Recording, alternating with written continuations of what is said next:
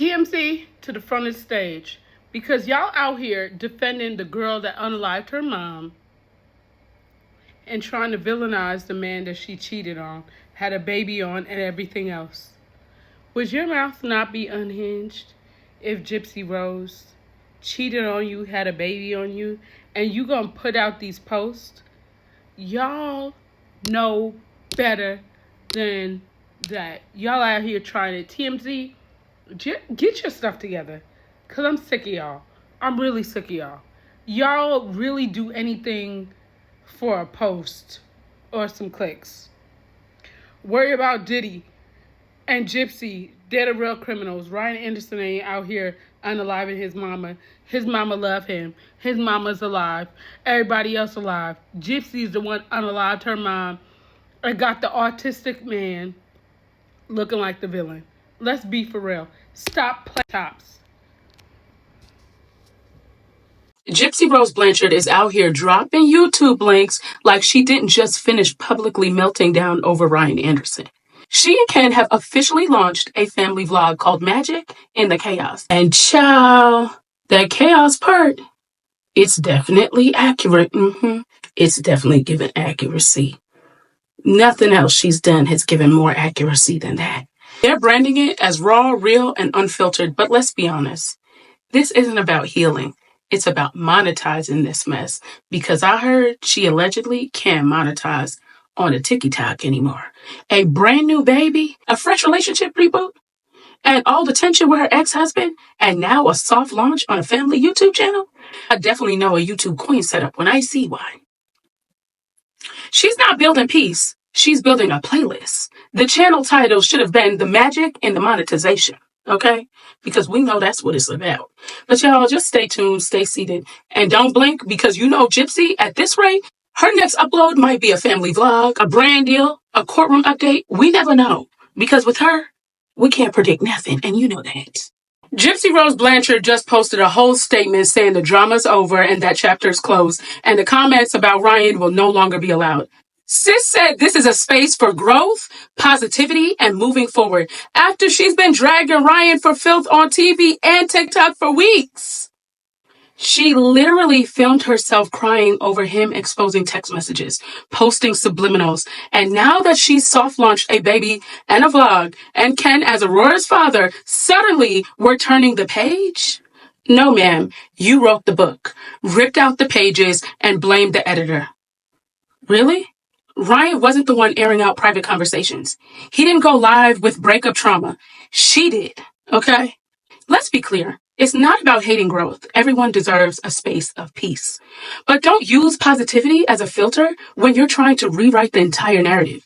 She cheated. She moved on overnight. And now she's painting Ryan as the problem and locking the comments so she could avoid accountability? Come on now. Y'all know that's not right. That's wrong on every level. It's not the new chapter that's the issue. It's the unfinished mess in the last one. Gypsy, you can't just turn the page while hiding the pen you used to create the plot. Do you understand? Like, you literally caused the problem and you're blaming Ryan the same way you did Nick. You used him, that man sitting in prison for life, a man that was collecting permanent disability. And you still villainize him. You say anyone that supports him is a bad person. No, Mama, it's you. Okay, so it's roughly 4 o'clock in the afternoon. Ken just went to work, and I put her down for a nap. Let's see how she's doing.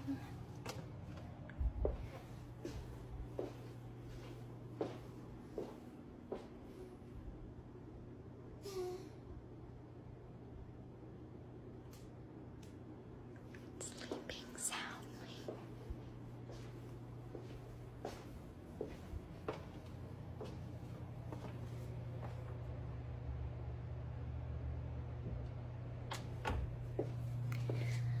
Okay, now that I have some time to myself, I can take a shower, and I usually monitor her with this little monitor right here, so I can see how she's doing, if she starts crying, if she needs me. I could hear all that via this monitor, so while she's sleeping, I am gonna go take a shower. And I'm gonna shave my legs because I'm looking a little rough. So it's now 8:30 at night and I had my me time for the day.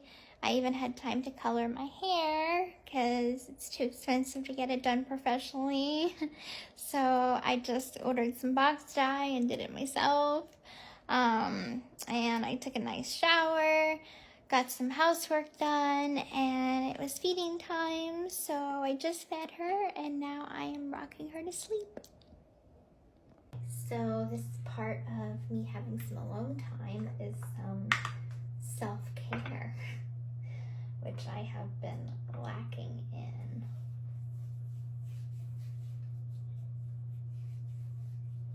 At least my face puffiness is going down.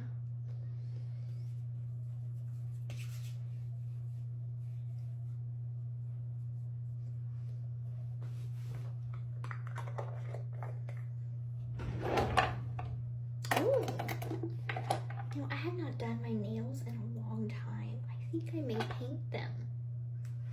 That might be fun. Ooh. I think I may do like a little face spa. Get my face all in order. Maybe do my eyebrows. I feel like I haven't done my eyebrows in so long. They are looking a little ratchet.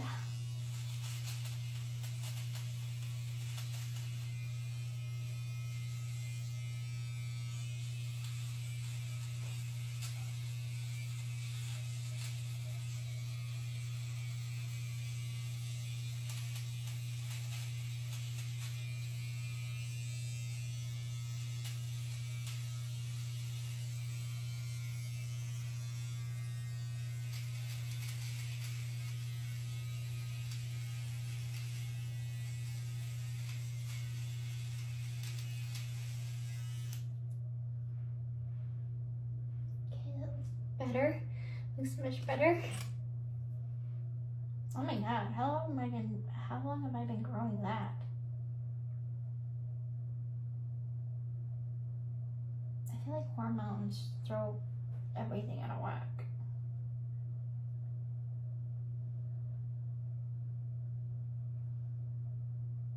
That was a long one.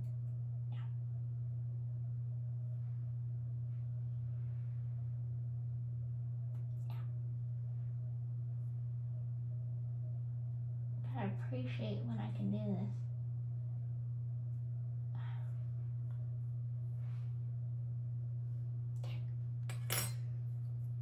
Alright, now I'm gonna give myself a nice bath and shave my legs and my armpits and make myself look like a woman again. The Diddy trial just got darker, and I mean criminal underworld dark. Don Richard just took to the stand and basically said this wasn't just toxicity, it was terror. Threats, pew-pews, a designer rug bag, and people were being warned that they might go missing. Baby, let's unpack it all. Dawn testified that after witnessing Diddy lose control, he pulled her and others to the side and said something very chilling. Y'all know people go missing when they talk too much. Not a joke, not subtle, not metaphorical. She said she took that as a threat, and honestly, so would I. The courtroom froze, baby. They froze. Because we're not talking about celebrity mess anymore. This was mob boss behavior. That's serious. Dawn said Diddy always had pew-pews on him. Literally. Not metaphorically. Strapped. Baby, he wore them on his lower back, and his security team was armed too. This wasn't about protection. This was about power. You walk into a studio or a party, and everybody sees your pack and heat. You speak out, you might not make it to brunch. Let's talk about the Louis Vuitton toiletry bag from hell. Dawn said it went everywhere with Diddy. What was in it? Not toothpaste. She said it carried green, Molly, Coca-Cola, and ketamine. You know, I can't say the word. I don't want to get in trouble. He had a whole alphabet soup of rugs. That bag wasn't just an accessory. It was evidence. It went from LA to Europe and allegedly followed every freak off and vacation he ever had. That is berserk. Dawn didn't just testify about one bad night. She described a lifestyle of intimidation, pew-pews, threats, and narcotics in designer wrapping. She didn't sound confused. She sounded like someone that had been holding her breath for 15 years. And if you thought this trial was about a single incident, think again. Stay tuned, stay seated, and stay ready, because the tea never stopped pouring. And baby, this was hot. Day 6 of the Diddy trial, and baby, injury photos, hotel room evidence, and Cassie's ex-friend, who didn't even want to testify, ended up telling the courts everything that would literally haunt you. Let's get into it, because the latest is jaw-dropping testimonies and receipts. Photos entered the chat, and when I tell you this evidence, the prosecution brought in multiple graphic photos showing Cassie with a swollen lip, busted, deep gashes over her eye, and bruises all over her back and shoulders. These weren't vague marks. These were clear, undeniable signs of violence. The courtroom was reportedly silent as the jury studied the images. You could feel the tension in the room. It's one thing to hear about the abuse, but it's another thing to see it with your own 2 eyes. Cassie's former friend Carrie Morgan took to the stand and immediately said she did not want to be there. But even so, she gave one of the most damning testimonies so far. Carrie said she witnessed Diddy kicking Cassie so hard she hit her head on a brick and lost consciousness. She also said Diddy was sober during these incidents. No drugs, no alcohol, just rage. She described another moment where Diddy dragged Cassie by her hair, and Carrie said she didn't want to testify because she feared what would come from it. But she did anyway, and that part is so powerful. Carrie also recalled the aftermath of one of those hotel assaults. Cassie was trying to recover, lying on the couch, completely shut down. Diddy, he showed up to her apartment with a hammer, trying to break down the door. Yes, the door. Carrie said she looked through the peephole and saw him banging on the door, yelling. Meanwhile, Cassie sat on the couch and was still unresponsive. This wasn't a lover's quarrel. This was stalking and intimidation in real time, straight out of a crime doc. Photos from Diddy's hotel were submitted into evidence, and baby, it was wild. It looked like it came straight out of an HBO series. Investigators found large amounts of cash, baby oil, lubricant, and a stash of rugs, ketamine, MDMA, I don't even know what that is. A prescription bottle under Frank Black. Let's be real. Baby oil, lube, ketamine, in a luxury suite, that paints a very specific picture for the jury. Getting every brush stroke. That Frank Black alias also came up under the investigation, so this confirms he was still using. Baby, why does this matter in a federal RICO case? Because what I think a lot of people aren't realizing is Diddy isn't just being tried for one bad moment. This is a RICO case. The feds are trying to prove he ran a criminal enterprise. Carrie's testimony in the photos of the weaponized hotel room supports the pattern of coercion, intimidation, trafficking, control, and the freak-off threats that Cassie said. These explicit videos and added weapons and rugs the witnesses talked about, that's exactly how to build a case on racketeering. So what do we take from day 6? Cassie's injuries are real. The threats were real, and the people closest to her were scared too. And they talk now, but they didn't before.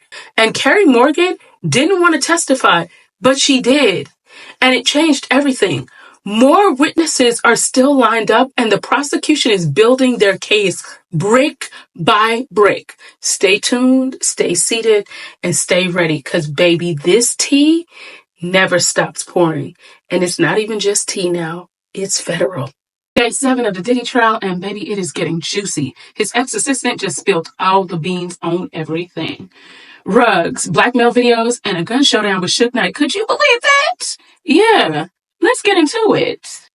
David James, which is the ex-assistant, said that Diddy took ecstasy daily, including pills shaped like Obama's face. Yeah, I wish I was joking.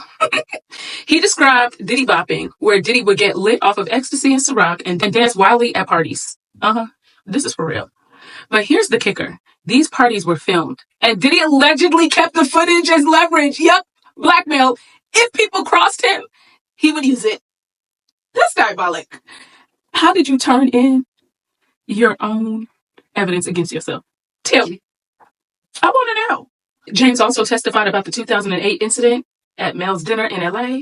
He and D-Rock spotted Suge Knight, and detention rose fast. James said they saw someone coming, handed Suge a pew-pew, and then left. But Diddy allegedly came back armed with 3 pew-pews. Yeah. That moment shook James so much, he quit the job that night. That moment, homeboy was like, yo, I'm done. I'm tapping out. I've got a life to live. Okay? Now, James also said Diddy traveled with the Louis Vuitton bag, the med bag. Now, y'all remember about that Dawn testified to, and then Cassie's ex-best friend. And in that bag, it wasn't vitamins. It was for ketamine, Molly, Viagra, and more. Okay? He claimed Diddy controlled Cassie's career, finances, and moves. Like, he controlled it all. And Cassie told him she felt trapped. This wasn't just party behavior. This was a pattern, planned and predatory. Okay? That's something that I think people really need to pay attention to. This trial isn't just about one incident. Okay? It's about a lifestyle of chaos and control. But y'all, stay tuned, stay seated, and stay ready, because the tea pouring never stops pouring. And baby, it seems like a lot of tea is going to come out of a kettle. Grab a snack, grab some tea, and grab some holy water, because, baby, we're going to need all 3. We're officially in episode 54 of the Diddy Downfall, the RICO Chronicles, and, baby, today's updates, they came with bruises, burner cars, and a side of celebrity humor, if you could find it. So, boom, Regina Ventura, Cassie's mother, took to the stand, and what she revealed was sickening. Back in 2011, Diddy allegedly found out Cassie was dating Kid Cudi and lost his ever-loving mind and demanded $20,000 from Regina and her husband, or he'd release private footage of Cassie and do something to Kid Cudi. She said she was so scared, she had to take a home equity loan out. Yes, she had to take a home equity loan out. It's like this man turned into a whole villain straight out of a Netflix documentary. And to top it off, she saw Cassie bruised on Christmas.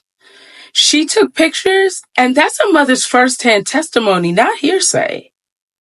Kid Cudi is expected to testify this week, and if you've been following, you know that this ties back to the 2012 car fire. Cassie testified saying that Diddy said he'd blow that car up, and not long after that, Kid Cudi's car was firebombed. So take that for what you want, but nobody was arrested. But now, the feds are now connecting it all back. Kid Cudi's appearance could confirm that this wasn't a random act, it was retaliation. Now, let's not forget the ongoing testimony about the Diddy parties and what Cassie and others called a freak-off. Now, in comes an exotic dancer into the chat, and he testified that Diddy used assistants, recruited women, flew them out, and gave them rugs and orchestrated these events. Everything Diddy described, lingerie, cameras, drugs, coercion, matches the stuff that was found in the Miami raid. The AR-15s with scratch serial numbers, y'all, heels, toys, lubes, that wasn't a bachelor pad. That was evidence, baby. Social media is now side-eyeing timelines. People are whispering that Diddy and Lauren London allegedly had a thing. And now, let me be clear, nothing's been confirmed. There's no proof. And there's nothing that's been released, but folks are saying that Diddy was low-key trying to soft launch her into Kim Porter's position after her passing, and she may have been caught up in the circle Cassie was warned about. Now, this is all alleged. It's unconfirmed, but if that comes up in court testimony, baby, Twitter will burn. What's happening here is not just salacious, it's systematic. Diddy is accused of using fear, power, money, and manipulating women to control the circle and silence them, and critics, and retaliate. Cassie, y'all, and Cudi, even Regina Ventura, none of them were just random witnesses.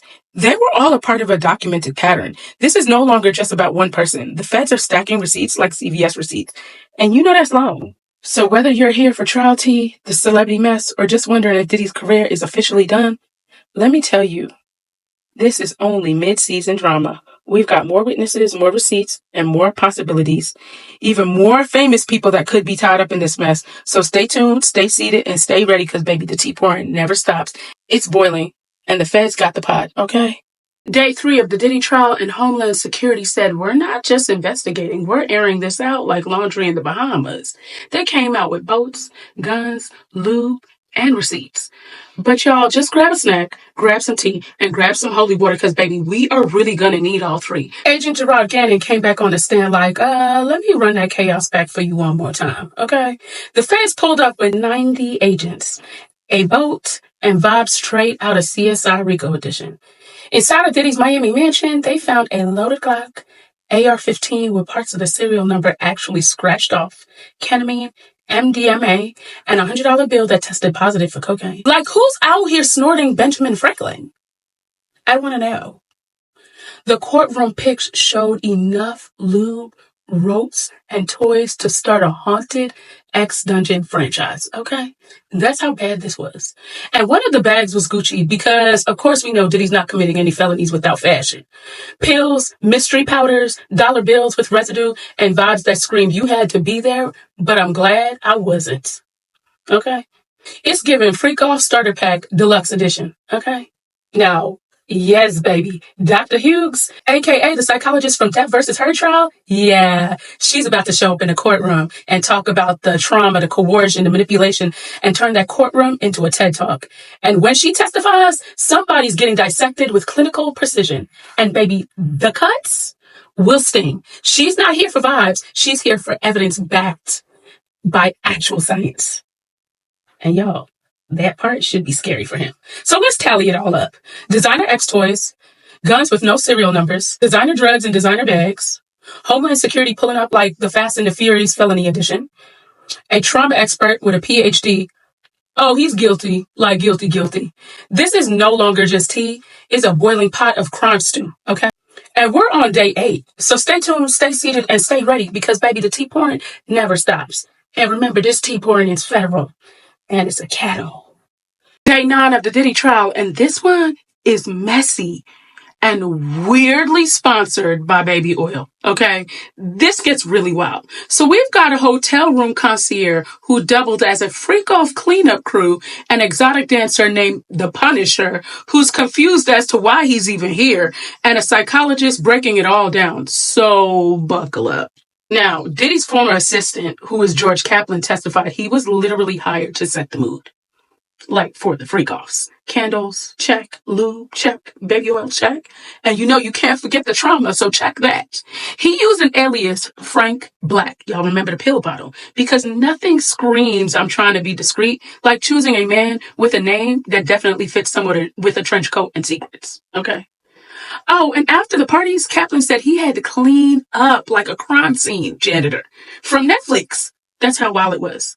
I guess them freak-offs don't come with turn-down service, okay? Because, child, it seemed like it got real messy and Diddy was with the BS. Now, y'all remember the Punisher that testified yesterday? And I think he was testifying again today, like in the very beginning. He is an exotic dancer, and his name is Sheree Haynes. His stage name is The Punisher. He got called to testify, and he said, I never saw crimes. That's what he said. He never saw crimes. I danced, and I'm confused as to why I'm here. Sir, we're all confused, but welcome to the RICO circus, okay? Because low-key, his whole vibe was, I came to dance, not testify. And honestly, I feel the same way, but not dance like he was. Like, let's be clear. So Dr. Dawn Hughes, the trauma expert from the Johnny Depp and Amber Heard trial, took to the stand, and she explained how the victims of abuse often stay silent due to trauma bonds, financial control, and shame. I'm so happy she testified. Basically, she said, don't let those old text messages fool you. Control can look different ways. It can look calm on the outside and still be hell on the inside, which we all know. And anyone that's been through trauma has seen it all. Sis came with degrees and daggers, cutting through the defense's gaslighting with clinical clarity. So let's recap. Diddy had a baby oil butler. A dancer named The Punisher is sitting in the courtroom like, I was just here to do body rolls, and I don't know why I'm here. And I really don't think I'm involved. And the trauma expert said what we already knew. Just because someone doesn't scream doesn't mean they weren't being hurt. And we're only at day 9. So y'all, stay tuned, stay seated, and stay ready because the tea never stops pouring. I believe that his daughters had no business up in that courtroom. And I know that they want the jurors to see that he has a family, he has that moral support from them. But see, the prosecution and the defense, especially the defense, had already told Diddy how they was gonna go because they know their game plans. They know what they're going to go at and what they're going to talk about. And they know they was going to bring those things up. And how dare you have your daughters in there? Maybe that would be their deterrent for never to let somebody do them like that. No matter how famous they want to be. Maybe that's their deterrent. But for have your kids up there to hear some of the nasty shit that you did, and they know you used to fight their mother, they know that you used to do certain things with their mother. That was one of the craziest moves I ever seen. Very selfish. Very selfish. I don't want my daughters to hear me, how they talk about this girl, talking about how I beat her, how I did this, pee in her mouth, all this. Nah. I heard it was so disgusting that one time they had to walk out. There's certain things you don't do as a real man. And that just goes to show you, brother ain't never been a real man.